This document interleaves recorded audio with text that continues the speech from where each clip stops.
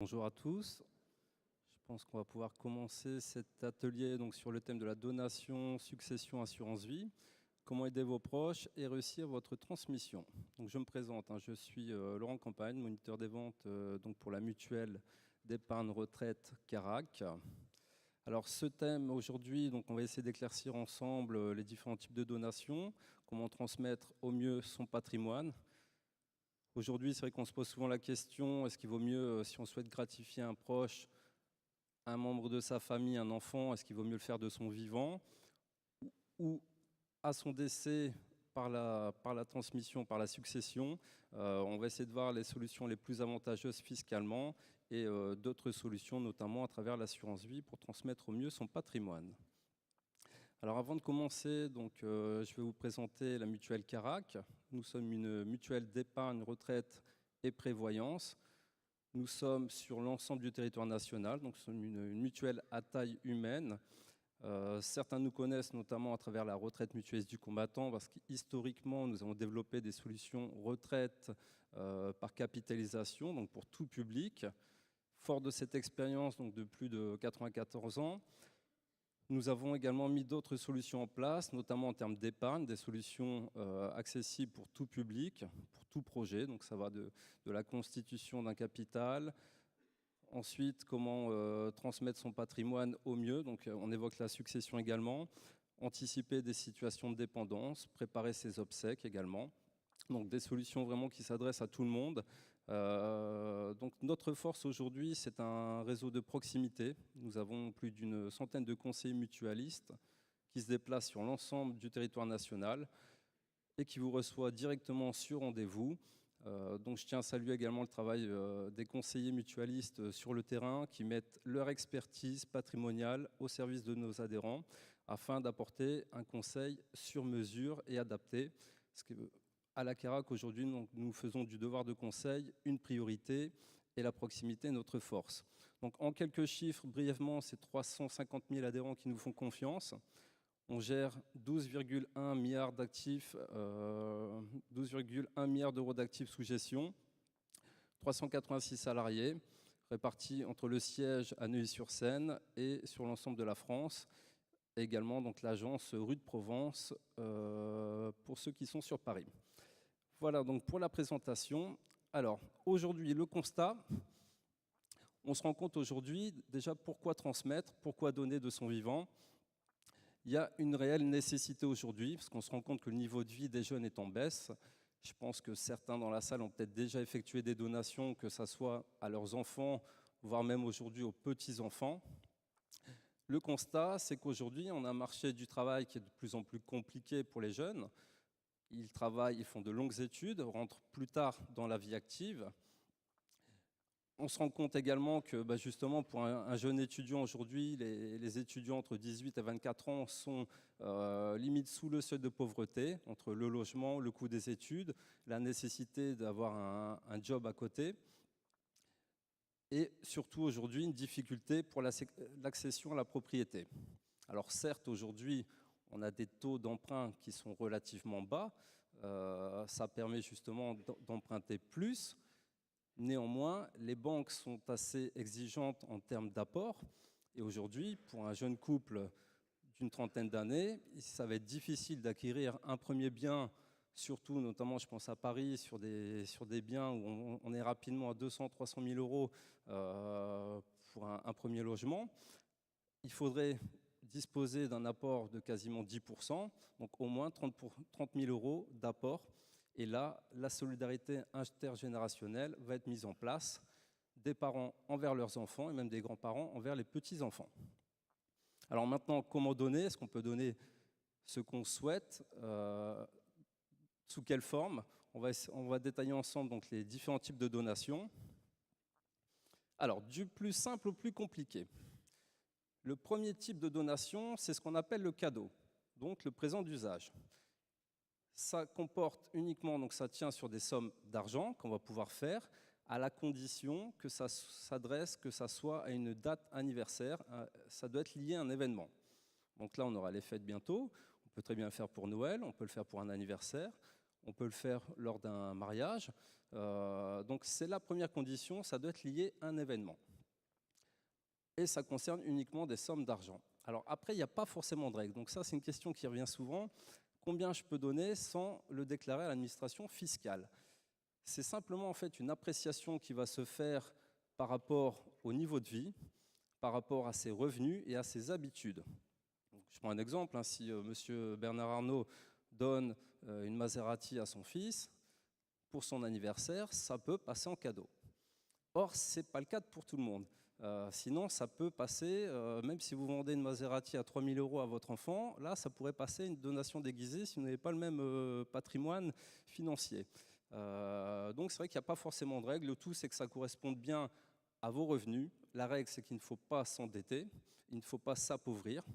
Donc, s'il n'y a pas d'appauvrissement et que c'est bien lié à un anniversaire, en fonction des habitudes, ça passe sous forme de cadeau sans aucune déclaration fiscale. Ensuite, l'autre donation, ça va être la donation la plus simple, la plus classique, c'est ce qu'on appelle le don manuel. Donc le don manuel, ça va porter sur de l'argent du mobilier, des valeurs mobilières, donc tout sauf des biens immobiliers. C'est une simple déclaration administration fiscale, donc c'est l'imprimé CERFA 2735. Donc c'est bien celui qui reçoit la donation, c'est le donataire qui va devoir l'enregistrer au centre des impôts de sa résidence. Donc oui, parce que l'administration fiscale se soucie plutôt de celui qui s'enrichit que celui qui s'appauvrit. Donc c'est lui qui va devoir le déclarer. Simple formulaire, très rapide, et ça permet justement d'acter la donation. Vous avez bien donné telle somme d'argent à votre enfant, on acte pour que justement on puisse reconstituer cet abattement au bout de 15 ans. Je vais en parler après au niveau des abattements. Alors, l'autre type de donation, c'est ce qu'on appelle la donation notariée. Elle va concerner plutôt des biens immobiliers, parce que forcément, il faut une rédaction d'un acte de propriété qui va se faire chez le notaire. Et on profite également des abattements disponibles tous les 15 ans entre chaque parent et entre chaque enfant. Ces trois types de donations-là sont rapportables à la succession. Je tiens à rappeler qu'une donation, c'est une avance d'hoirie, donc c'est une avance sur votre héritage. Elles seront remises dans l'actif successoral au moment du décès pour s'assurer de l'équité. Je vais en parler aussi sur un exemple précis après, c'est-à-dire que quand vous faites une donation, c'est une avance sur votre héritage. Fiscalement, il y a un rappel fiscal si le décès intervient avant les 15 ans. Et civilement, la donation est rapportée à la succession pour s'assurer qu'elle soit bien équitable entre les enfants. Alors, l'autre type de donation, c'est ce qu'on appelle la donation partage, qui, elle, est également un acte qui va se rédiger chez le notaire. Ça concerne tout bien, argent, entreprise, bien immobilier. L'avantage de cette donation-là, c'est qu'elle n'est pas rapportable civilement, c'est-à-dire qu'elle ne sera pas réévaluée au moment du décès. Je m'explique ensuite sur l'exemple. Alors, bien sûr, on peut donner des sommes conséquentes. Il vaut mieux donner de son vivant. Fiscalement, c'est plus intéressant qu'attendre la succession, parce que donner de son vivant, ça permet de reconstituer des abattements tous les 15 ans. Abattement de 100 000 € par enfant, on est sur les mêmes abattements que la succession, donc abattement de 100 000 € par enfant, et 31 865 € d'abattement pour vos petits-enfants dans le cadre de la donation uniquement. Si vous souhaitez léguer à votre décès en nommant bénéficiaire, en nommant sur un testament vos petits-enfants, si normalement ils ne sont pas appelés à la succession, c'est vos enfants qui devaient être appelés à la succession, si vous appelez vos petits-enfants au moment de la succession, ils bénéficient d'un abattement de 1 594 € seulement. Donc si c'est pour donner aux petits-enfants, faites-le de votre vivant. 31 865 €. Ça, c'est les abattements disponibles tous les 15 ans, et pour un couple, ça s'apprécie pour monsieur, également pour madame. Après ces abattements, si vous donnez au-delà, il y a une taxation qui va s'appliquer. C'est un barème de droit de succession qui est le même pour la donation. Moi, je vous fais remarquer, nous sommes rapidement à un taux de 20%. Pour un patrimoine transmis à peu près entre 16 000 € et 552 000 €, taxation, droit de succession, 20%. Donc l'idée, c'est d'anticiper le plus tôt et le mieux. Si vous pouvez effectuer une première donation dès l'âge de 50 ans, à 65 ans, vous allez reconstituer les abattements, vous pouvez refaire une seconde donation, et ainsi de suite. Sachant que les donations, aujourd'hui, on est sur une durée de 15 ans, donc toute donation qui n'a pas 15 ans aujourd'hui n'est pas réellement sortie de votre patrimoine. Il y a une époque, on est passé à 10 ans, ensuite 6 ans, donc c'est un effet rétroactif, dans le bon sens comme dans le mauvais. Aujourd'hui, nous sommes sur un délai de 15 ans. Alors j'ai oublié, il existe également un abattement supplémentaire dans le cadre de la succession et de la donation de 159 325 € pour les personnes en situation de handicap. Donc si vous souhaitez transmettre un enfant en situation de handicap, en tant qu'enfant, il a droit à 100 000 € plus 159 325 €. Et si c'était un petit enfant, ça serait 31 865 € plus 159 325 € en situation de handicap. Donc l'idée, c'est d'anticiper. Alors j'en parlais tout à l'heure, attention avec le don manuel. Prenons l'exemple de Jean qui souhaite effectuer une donation à ses deux enfants, son fils Olivier et son fils Christophe. Il fait une donation de 100 000 € chacun, donc il utilise la totalité de son abattement disponible. L'un achète un studio, l'autre effectue un tour du monde. Christophe, un peu plus panier percé en tout cas, il y a un profil investisseur pour Olivier. Christophe, il souhaite en profiter. Que va-t-il se passer au décès de Jean? Il a bien donné 100 000 € à chacun, sauf qu'entre-temps, le studio d'Olivier ne vaut plus 100 000, mais vaut 200 000 €. Comme elles sont rapportables civilement à la succession, on va réévaluer au moment du décès les donations effectuées. Et dans ce cas-là, Olivier est présumé avoir obtenu un don 2 fois plus important que son frère. Donc il pourra avoir une compensation qui va se faire au moment de la succession. Alors si on souhaite éviter ça, on part sur la donation partage. Bon, après, s'il n'y a pas de conflit entre les frères, ça peut passer, mais c'est toujours risqué. En tout cas, ça peut générer des conflits par la suite, notamment des fois par les pièces rapportées. Mais bon.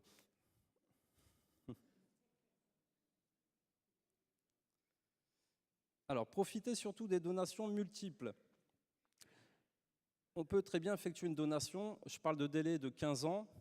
Néanmoins, si vous avez donné la totalité à vos enfants 100 000 € d'abattement, 100 000 € par enfant, si on prend l'exemple de Pierre qui donne à Philippe et à Jérôme, ses deux enfants, 100 000 € chacun à l'âge de 50 ans, il n'est pas obligé d'attendre 15 ans pour effectuer une nouvelle donation, il peut le faire dès lors où il va changer de donataire.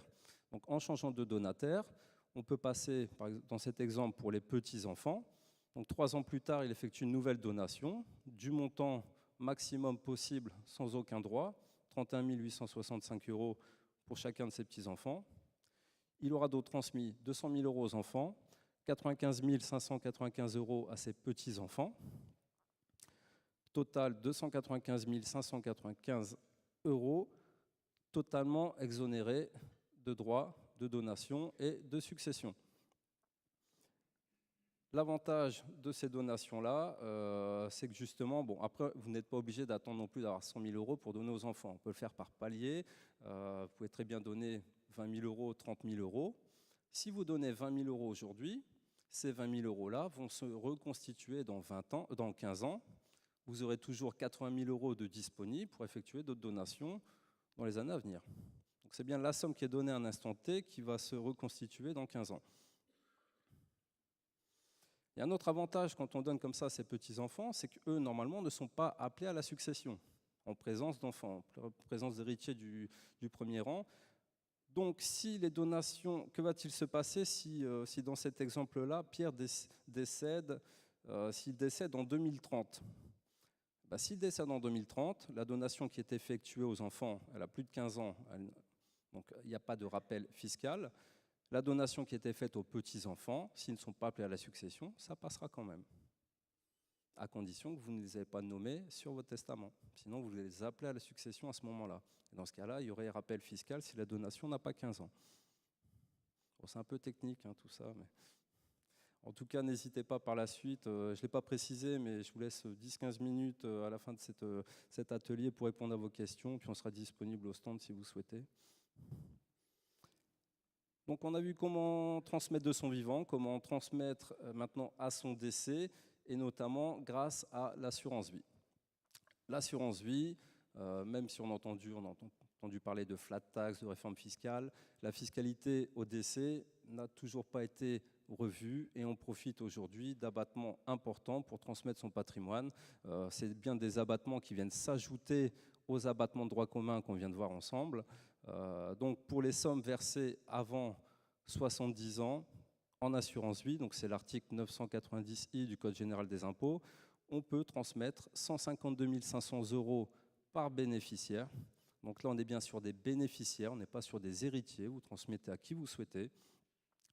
152 500 € exonérés par bénéficiaire, au-delà, une taxation de 20% jusqu'à 852 500 €, et au-delà de 852 500 € par bénéficiaire, taxation à 31,25%.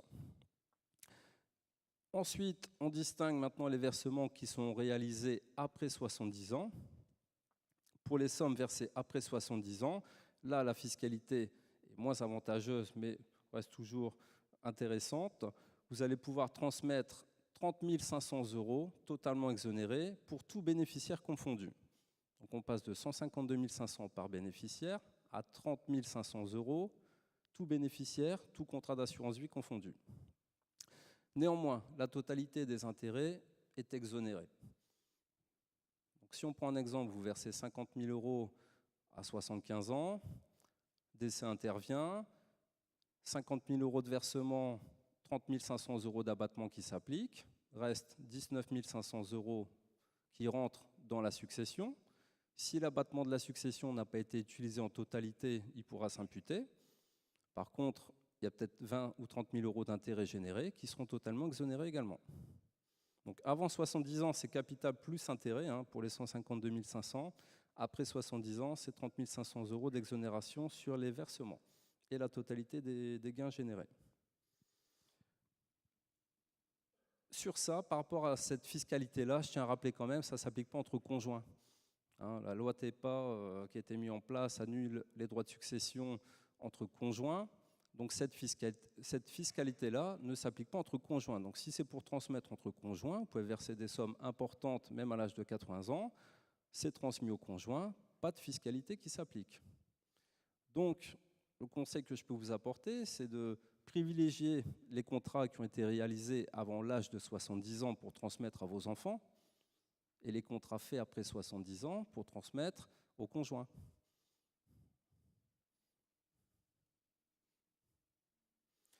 Alors, l'assurance vie, clé de voûte de l'assurance vie, ça va être la clause bénéficiaire. La clause bénéficiaire, elle nécessite justement une rédaction très soigneuse. La clause bénéficiaire, c'est quelque chose qui doit être revu souvent, parce que vous avez peut-être souscrit un contrat d'assurance vie il y a 10 ans, 15 ans, 20 ans, 30 ans. Vous avez nommé peut-être mon conjoint. Bon, alors mon conjoint il y a 30 ans, c'est peut-être plus le même conjoint aujourd'hui. Ça a pu changer. C'est pas trop gênant si vous avez nommé mon conjoint. Par contre, si vous avez rédigé votre clause de manière nominative, vérifiez bien que ce soit la même personne qui sera là au moment du décès. Parce que si c'est l'ex-femme qui récupère le contrat d'assurance vie, ça risque de créer des soucis. Donc surtout, pensez à la rédiger soigneusement. Il vaut mieux la rédiger quand même de manière nominative. Ça évite de demander une dévolution successorale au moment du décès. Si vous mettez mon conjoint à défaut mes enfants, c'est très bien, mais on sera dans l'obligation de demander une dévolution successorale auprès du notaire pour s'assurer qui est le conjoint, qui sont les héritiers, qui sont les enfants. Ça, je le rappelle aussi, c'est que l'assurance vie ne permet pas de déshériter ses enfants. Alors bien sûr, à condition qu'ils s'en rendent compte au moment du décès. Aujourd'hui, avec les fichiers FICOVI, le notaire peut consulter les contrats d'assurance vie. L'assurance vie doit respecter la part réservataire de vos enfants. Donc, si j'ai un enfant héritier réservataire, un demi, la quotité disponible, c'est un demi. Donc il me reste un demi où j'en fais ce que je veux. Si vous avez 2 enfants, ils sont héritiers réservataires à 1/3 chacun. Il reste 1/3 de votre patrimoine où vous en faites ce que vous souhaitez. Donc ça peut être utilisé pour favoriser l'un de vos 2 enfants, mais en tout cas, on ne pourra pas déshériter complètement un enfant. Dans ce cas-là, au moment du décès, il pourrait faire une action en justice pour atteinte à la réserve et demander justement réparation de ce côté-là. Alors, on parle de donation, on parle d'assurance vie. Il est tout à fait possible d'allier les deux. Si vous souhaitez transmettre votre patrimoine, soit pour alléger vos droits de succession et également faire plaisir et aider vos enfants ou petits-enfants, vous pouvez très bien souscrire un contrat d'assurance vie au nom des enfants ou des petits-enfants. Alors bien sûr, c'est un contrat à leur nom, ils doivent signer, s'ils sont mineurs, c'est les représentants légaux. Vous allez pouvoir déposer une somme d'argent, l'inscrire dans le cadre de la donation, l'imprimer 2735 pour le CERFA, enregistrer dans ce cas-là cette donation-là, et l'enfant ou le petit-enfant pourra justement utiliser ce capital-là, soit à sa majorité, soit pour tout projet, un projet immobilier ou pour sa retraite, pourquoi pas. Alors souvent ce qui revient, c'est si les petits-enfants sont mineurs, donc c'est sous la représentation, c'est les représentants légaux qui ont la main sur le contrat. Alors souvent, on est un petit peu réticent à donner de l'argent si on se dit que les parents peuvent retirer dessus. Dans ce cas-là, on peut faire un pacte adjoint. Le pacte adjoint, ça vous nomme administrateur au contrat. Donc on rajoute une tierce personne au contrat qui va pouvoir s'assurer de la bonne utilisation des fonds et bloquer l'argent jusqu'au 25e anniversaire si possible. Donc ça, c'est une possibilité pour les personnes mineures. Par contre, si vous souhaitez transmettre à votre petit-fils, par exemple, vous souhaitez lui donner 20 30 000 euros pour qu'il puisse acquérir un bien immobilier par la suite. Alors certes, il est majeur, il a 18 ans. Par contre, c'est peut-être encore un peu jeune. Vous dites que 20 ou 30 000 euros, il va peut-être les utiliser pour faire un tour du monde, pour s'acheter une belle voiture. Donc ce n'est pas l'objet. Dans ce cas-là, vous allez être réticent à faire cette donation. S'il est majeur, on peut très bien bloquer les capitaux. C'est-à-dire que vous versez l'argent sur un compte à son nom, à condition qu'il vous nomme bénéficiaire en retour. Et là, on va utiliser la clause de bénéficiaire acceptant pour verrouiller le contrat. Et dans ce cas-là, s'il souhaite retirer ou s'il souhaite modifier sa clause bénéficiaire, il faut votre accord. Donc c'est un petit peu la donation sous condition. Je veux bien te faire plaisir, je veux bien te donner de l'argent. C'est pour un projet immobilier, rien d'autre. Et dans ce cas-là, vous donnerez votre accord pour qu'il puisse retirer pour un bien immobilier. Et surtout, donc, n'hésitez pas à détenir plusieurs contrats d'assurance vie. Ça laisse plus de choix stratégiques pour la transmission de votre patrimoine. Je prends un exemple. Monsieur dispose d'un contrat de 150 000 euros, bénéficiaire, son épouse, à défaut les enfants. L'épouse pourra accepter ou refuser la totalité du contrat au décès de monsieur. Nous ne sommes pas dans l'obligation d'accepter le bénéfice d'un contrat. Par contre, accepter ou refuser 150 000 euros, je préfère les prendre quand même en général. Par contre, si vous avez multiplié les contrats, vous avez fait 3 contrats 50 000 euros, en fonction du besoin de l'épouse, en fonction de son âge, en fonction de son patrimoine, elle pourra accepter 1 ou 2 ou 3 contrats et refuser le reste qui partira directement aux enfants. Et les enfants profiteront de la fiscalité avantageuse du contrat si ça a été fait avant 70 ans.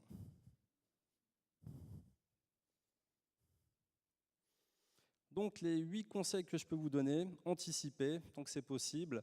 Alors bien sûr, il ne faut pas s'appauvrir. Par contre, dès lors que vous avez réalisé un bilan patrimonial, vous avez suffisamment défini les différents besoins ou problématiques que vous pourriez rencontrer en matière de dépendance, en matière de complément de revenus pour la retraite.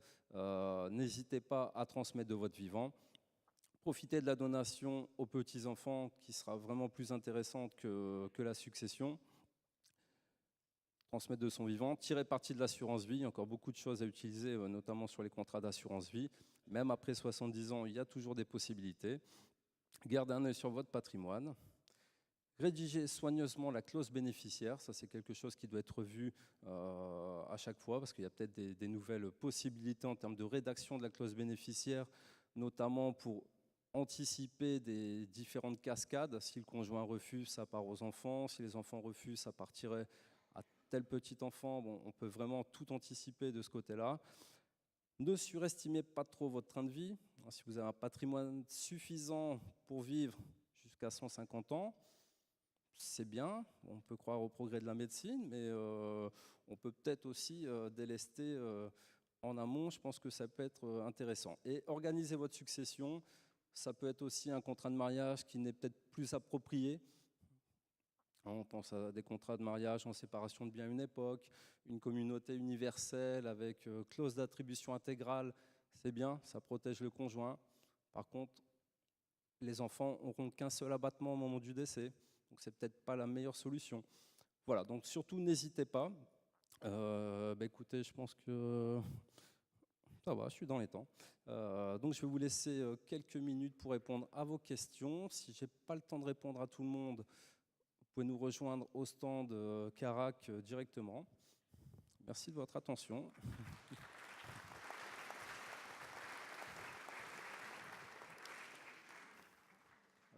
Madame. Bonjour, merci pour cette intervention très claire. Qu'est-ce qu'on fait quand on n'a pas d'enfants ni de petits-enfants et qu'on veuille transmettre, par exemple, aux neveux et nièces? Alors, oui, je m'attendais à cette question parce que je me suis rendu compte que je n'ai pas évoqué au niveau des abattements, parce que j'ai montré la fiscalité donc en ligne directe pour les enfants. Pour les neveux-nièces, la succession comme la donation, on est sur le même barème. Neveux-nièces, à peu près 7 900 € d'abattement. Au-delà, c'est une taxation à 55%. Donc, si vous souhaitez transmettre aux neveux-nièces, anticiper soit des donations à hauteur de 8 000 € tous les 15 ans, c'est possible. Et surtout, favoriser l'assurance vie, parce que l'assurance vie, ça permettra d'être nettement moins taxé que les 55% de droits de succession. Excusez-moi, je voudrais comprendre l'intérêt je ne comprends pas l'intérêt de mettre les petits-enfants comme bénéficiaires de l'assurance vie en assortissant ça d'une donation avec pacte. Parce que de toute façon, les petits-enfants, si on les a inscrits comme bénéficiaires dans l'assurance vie, ils auront plus que 31 500 € dont ils bénéficieront sans aucun droit de succession. Alors quel est l'intérêt d'assortir ça d'une... L'intérêt, c'est qu'ils en profitent du vivant. Parce qu'en fait, la question, c'est de se dire, oui, on peut transmettre en assurance vie à son décès par la clause bénéficiaire si on les a nommés. Ça, je suis totalement d'accord, et c'est très bien. Par contre, si vous souhaitez qu'ils en profitent tout de suite, là, on est dans le cadre de la donation, non pas attendre le décès. Et dans le cadre de la donation, souvent, le frein, c'est qu'on ne souhaite pas donner parce qu'on a peur que ça soit mal utilisé. Donc le pacte adjoint permet de s'assurer que l'argent sera verrouillé jusqu'au 25e anniversaire. Et s'ils sont majeurs, on peut faire la clause de bénéficiaire acceptant aussi pour être un peu le garde-fou de l'utilisation de ces deniers. Oui. Le pacte adjoint, c'est un contrat, c'est tripartite en fait. C'est entre celui qui donne, qui peut être administrateur du contrat, le petit enfant mineur qui est titulaire du contrat et le représentant légal, donc les représentants légaux qui sont les parents. Oui. En matière successorale. Excusez-moi, je voudrais poser une question. Vous n'avez pas parlé de la donation au dernier survivant. Et sur cette question-là, je voudrais savoir si cette donation au dernier survivant peut porter sur un bien ou si ça porte obligatoirement sur l'ensemble de la succession. Alors, je vais détailler un petit peu tout ça, parce que quand chaque contrat de mariage, on peut justement faire une donation au dernier vivant. Ça va laisser plus de choix aux conjoints survivants, et notamment pour des familles recomposées où ça va être intéressant parce que dans ce cadre-là, on ne peut plus choisir la totalité en usufruit. Donc c'est soit la totalité en usufruit, soit un quart en pleine propriété. La donation dernier vivant permet de laisser l'usufruit au conjoint, même s'il y a des enfants de lui différents. Ça laisse également un quart en pleine propriété, plus 3 quarts en usufruit, ou la totalité de la quotité disponible. Donc ça laisse des choix supplémentaires. Par contre, on n'est pas sur une communauté universelle non plus. C'est pas tout revient au conjoint. Donc la donation dernier vivant, oui, ça va être bien pour laisser plus de choix. En général, dans la plupart des cas, le conjoint survivant prend la totalité en usufruit pour pouvoir rester dans la résidence principale. Moi, ce que je vais préconiser dans ce cas-là, c'est que si vous souhaitez transmettre une partie de patrimoine plus importante au conjoint, on peut faire ce qu'on appelle une clause de préciput. Clause de préciput, ça se fait chez le notaire. Ça va permettre au conjoint survivant de pouvoir prélever sur la communauté, donc il faut que ça soit un bien commun, il peut prélever sur la communauté un bien, ça peut se faire sur un contrat d'assurance vie, et au moins on évite qu'il y ait partage avec les enfants. Donc ça se fait notamment sur un bien immobilier aussi. Ça peut être sur un bien immobilier, souvent pour la résidence principale. Ça évite qu'à la revente du bien, il faut rendre la part des enfants. S'il vous plaît, je crois que... Oui. En matière successorale,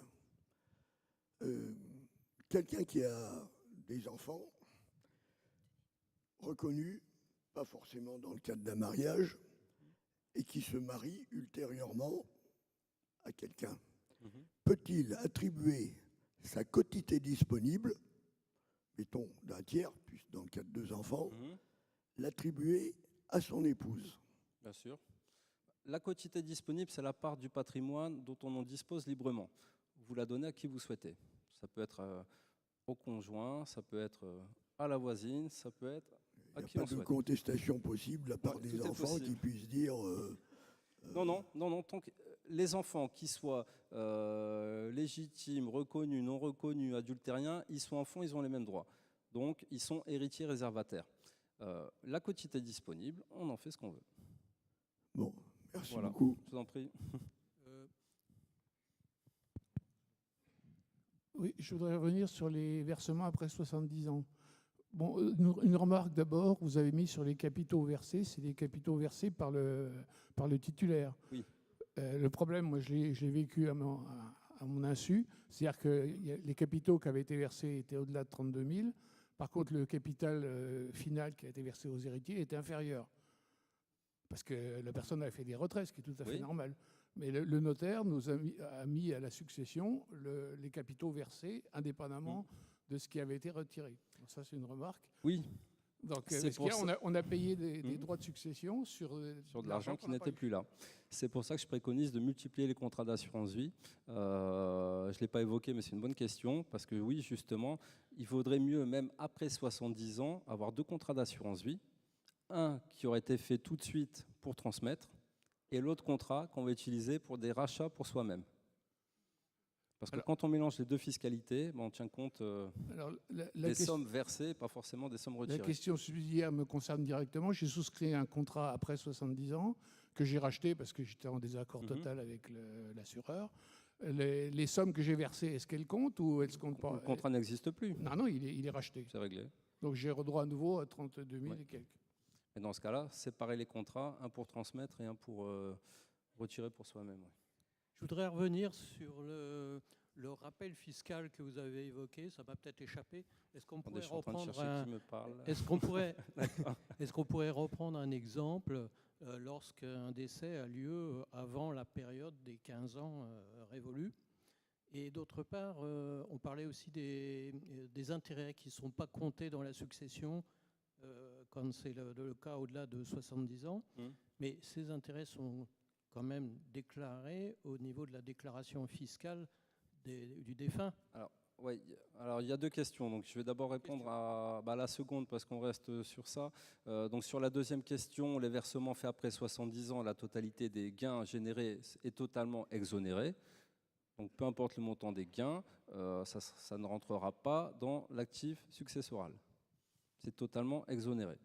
L'abattement de 30 500 € s'applique sur les versements uniquement. Tous les gains sont exonérés. Pour la première question,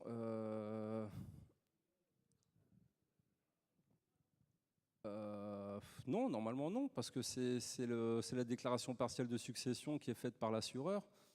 Donc nous, on va tenir compte que des primes versées. Donc peut-être que le montant du capital transmis va apparaître, mais en termes de taxation, ça sera uniquement sur ce qui dépassera les 30 500 € en termes de versement.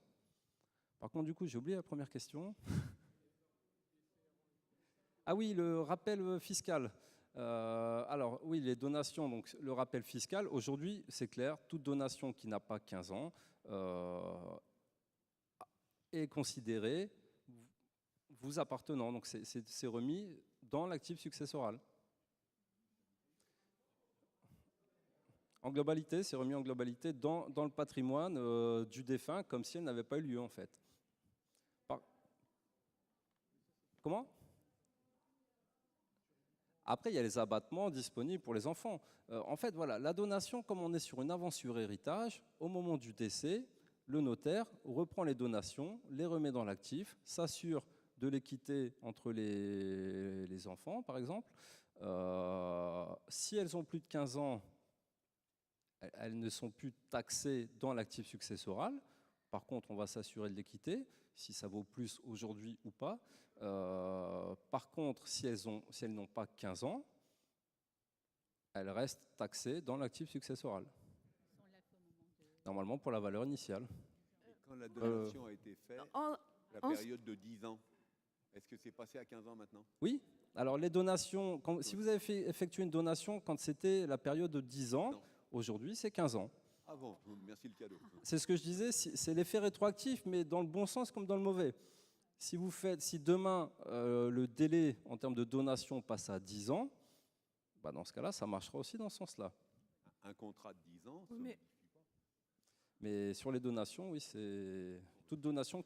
La question, c'est ça. En cas de donation-partage, il n'y a pas ce délai? En cas de donation-partage, l'avantage, c'est qu'elles ne sont pas réévaluées au moment du décès. Voilà, il n'y a pas le... Mais il y a quand même un rappel fiscal pour les 15 ans. Ah bon? Oui.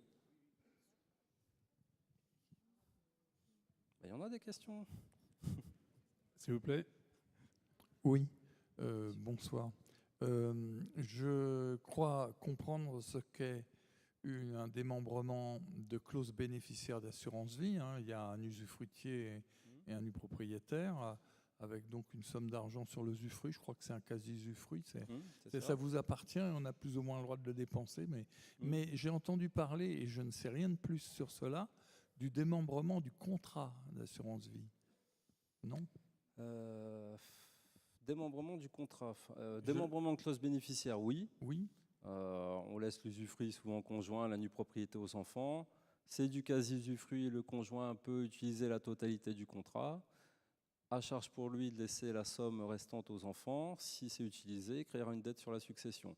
Ça, c'est démembrement de clause bénéficiaire. Après, il y a des contrats en souscription conjointe avec dénouement au premier décès, dénouement au décès du second. Oui. Mais contrat souscrit en démembrement, ouais, je sais, sincèrement, je ne m'avancerai pas sur ça. C'est sans doute que la personne voulait parler de la clause bénéficiaire en disant contrat. Je pense que c'est la clause bénéficiaire. Il n'y a pas un deuxième genre de démembrement dans... Non, pour moi, c'est au moment du décès, donc au dénouement des capitaux. Bon, merci. Voilà. Est-ce qu'on est dans les temps? S'il vous plaît. Oui. Oui. S'il vous plaît. Je cherche. Ici. Gauche, droite, gauche. Vous n'avez pas parlé de l'abattement, je crois qu'il s'appelait Sarkozy, il y avait quelque chose comme 30 000 € en plus des 100 000. Vous n'avez pas parlé de ça? J'en ai pas parlé, c'est vrai. Bonne remarque. Il existe un abattement, oui, supplémentaire. C'est ce qu'on appelait anciennement le don Sarkozy. Maintenant, c'est le don familial de somme d'argent. C'est toujours d'actualité. Donc, c'est bien un don qui vient s'ajouter à ce qu'on vient de voir. Donation supplémentaire sous condition d'âge. Donc, il faut que le donateur ait moins de 80 ans et le donataire, celui qui reçoit, ait plus de 18 ans. Donc, c'est bien 31 865 € par enfant, par petit enfant. Pour un couple, on multiplie par 2. Donc, c'est bien un abattement supplémentaire. Donc, oui, effectivement, c'est à privilégier dès lors où c'est possible. Il vaut mieux commencer d'abord par le don familial de somme d'argent, dès lors où vous avez moins de 80 ans, pour donner à des petits-enfants majeurs, même à vos enfants. Ça vous permettra à 80 ans d'utiliser l'autre donation, le don manuel, par exemple. Excusez-moi, encore une question. La somme, c'est 31 865 € pour les enfants et les petits-enfants. Les cadeaux anniversaire, par exemple, tout ça. Imaginons que quelqu'un commence assez tôt, il peut, au cours du temps, surtout s'il a des moyens assez importants, rester dans la légalité et de verser quand même finalement des sommes Ouais, importantes. je suis d'accord. Est-ce que cette somme-là va forcément intervenir à la succession, sachant que c'est souvent des sommes qui sont versées en cash comme ça, d'une manière... Forcément non. Forcément non. Comment on peut vérifier justement si il y a 1 000 euros, 2 000 euros versés, mais si c'est versé pendant 30 ans, on n'est pas sur les mêmes sommes que versé pendant 5 ans. Ça peut représenter des capitaux importants. Il n'y a pas de règle en termes de montant. Donc il faut respecter une date, anniversaire, un événement et ne pas s'appauvrir. Après, ça va être une appréciation, c'est des jurisprudences. Et souvent, c'est pas forcément la loi qui va poser problème, c'est les personnes qui vont se sentir déshéritées, lésées. Un beau-fils, une belle-fille qui dirait mais c'est pas normal, ton frère il a eu ça, il a une voiture, et c'est là où il ne sait pas forcément. Comme il ne le sait pas forcément, je suis d'accord. Mais s'il le sait, ça peut poser problème. S'il le sait, oui. Donc après, mais si les parents sont équitables, disons, et font en sorte que même s'il n'y a pas un événement, ils fassent quand même un cadeau pour telle ou telle raison, pour respecter l'équilibre entre les enfants, au bout de 30 ans, tout ça, c'est noyé. Oui, après, soyons honnêtes, je pense qu'il y a beaucoup de sommes qui sont données comme ça, même 5 000, 10 000 euros à ses enfants, à ses petits-enfants, à des moments ponctuels, sans déclaration. Mais le souci, c'est que quand ce n'est pas déclaré, si ça revient, alors ce n'est pas certain, mais si ça revient au moment du décès, ça sera ça en moins dans les abattements disponibles. Donc ça pourrait générer des droits de succession. Donc quand vous avez l'âge de le faire, autant le déclarer. 15 ans, c'est plus ou moins vite passé, 15 ans. Mais c'est sûr que si on peut anticiper à 50 ans, 60 ans, 15 ans, bah oui, il vaut mieux le déclarer dans le cadre d'un don manuel. Ça permettra d'être certain qu'on ne va pas amputer l'abattement au moment du décès. Puis aujourd'hui, on est sur des abattements de 100 000 euros par enfant. Demain, on ne sait pas. Les droits de succession pour le conjoint, il n'y en a plus. C'est la loi TEPA qui a été mise en place par Sarkozy. Demain, ça peut être supprimé. Donc je pense qu'autant profiter des possibilités fiscales qui s'offrent à nous aujourd'hui.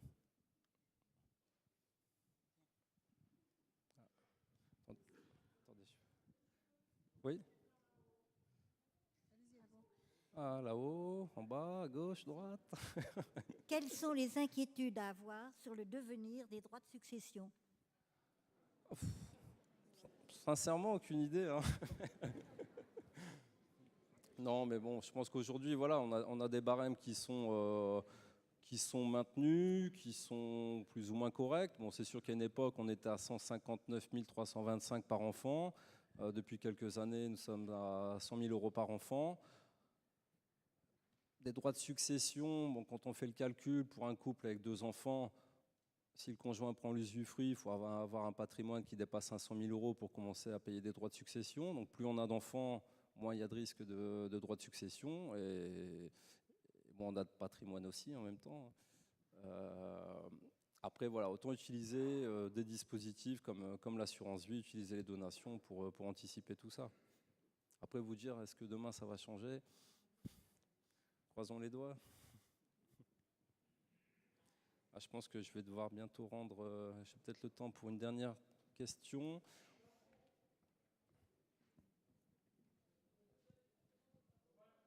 Au balcon, au balcon. Je ne vois pas bien avec la lumière au balcon. Madame, vous avez assez de voix pour... Oui ?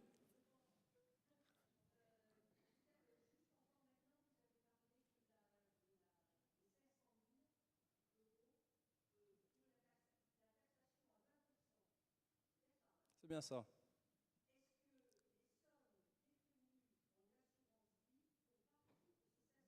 Non, non, non, non, parce que je parle des abattements de droit commun. Donc l'assurance vie, ça vient s'ajouter. 500 000 avec 2 enfants, c'est si on prend un couple marié, régime légal, le conjoint prend la totalité en usufruit. Donc entre la valeur de la nue propriété qui va revenir aux enfants, ils ont droit à 100 000 euros. Premier décès, deuxième décès, donc ça fait 200 000 chacun, ça fait 400 000. Et avec la valeur de l'usufruit réduite, on arrive à 500 000 euros de patrimoine si le décès intervient. Après, si l'âge du conjoint survivant est entre 81 ans et 90 ans. Donc oui, on peut transmettre quand même des sommes importante sans droit de succession, et l'assurance vie, ça va venir s'ajouter. Bon. S'il vous plaît, oui. En complément à ma question précédente où j'ai oublié un détail, j'ai bien enregistré que de la quotité disponible, je pouvais en disposer comme bon me semble, mais si je l'attribue en totalité donc à mon épouse, si je lui donne autre chose, ça empiète sur la réserve. Et je prends l'exemple que si j'ai souscrit un contrat d'assurance vie à son profit, à ce moment-là, cette partie-là ne peut-elle pas être contestée par les autres héritiers parce que ça empiétera sur la réserve, logiquement. Oui, qu'en pensez-vous? Le contrat d'assurance vie, s'il est financé avec des deniers communs, c'est de la communauté. La moitié vous appartient, la moitié appartient à votre épouse. Donc, c'est bien les capitaux que vous allez transmettre. Donc, la moitié du contrat, ça rentre dans l'actif successoral pour le calcul de la quotité. C'est bien des sommes que vous transmettez en plus. Donc, il faut prendre l'ensemble du patrimoine pour calculer la réserve et la quotité disponible. Ah, je crois que les contrats d'assurance vie sortaient de l'actif successoral. Oui, ça, en termes fiscal. Oui. Mais si tout votre patrimoine, vous le mettez sur un contrat d'assurance vie et vous nommez votre compagne, vous transmettez par le biais de l'assurance vie, elle ne paiera pas de droit de succession. Par contre, il y a atteinte à la réserve parce que vous ne laissez rien à vos enfants. Donc, le cas que j'évoque, ça peut être... Après, voilà, je pense que le plus simple, c'est de se faire accompagner parce que chaque situation est différente, les objectifs sont différents, les compositions familiales aujourd'hui sont de plus en plus complexes aussi. Donc, il faut prendre le temps, poser à plat son patrimoine, se faire accompagner et établir un bilan patrimonial. S'il vous plaît, je suis ici, monsieur. Je ne vois pas. À droite, là. À droite, ici. À droite. En fait, merci.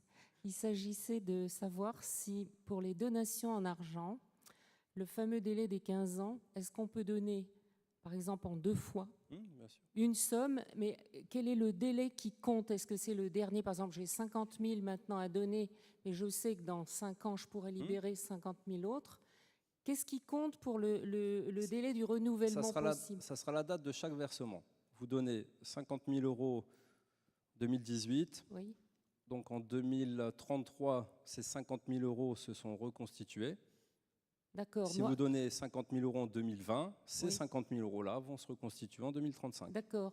Mais en fait, si j'ai 50 000 € et 50 000 € 5 ans après, si en 2000, je ne sais pas combien vous avez dit, 15 ans après, j'ai 100 000 € de possible, je ne peux pas? C'est considéré comme un surplus ou pas? Non, dès lors où la première donation a atteint les 15 ans, vous allez récupérer oui, mais ça veut dire qu'on est disponible. limité à 50 000 € la deuxième fois, quoi.